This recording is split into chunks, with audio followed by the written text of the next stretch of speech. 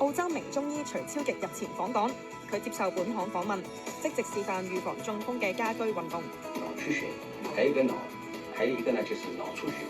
主要是兩個都會引起那個中風，只要是預防的。但呢，如果他中風了，這個中風病人呢恢復比較好，他那個手腳呢，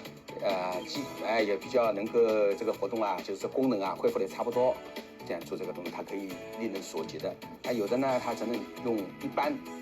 就是半側促進啊血液循環，還促進那個腦部的氣血調和，就是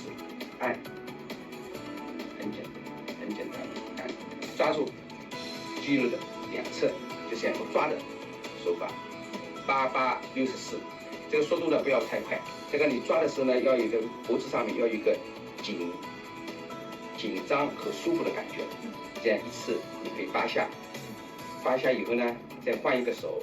再8下。徐醫師指，以上按摩運動有助促進血液循環以及腦部氣血調和，對中風有預防作用。對手腳功能恢復得好嘅中風病人，亦都可以作為復康運動，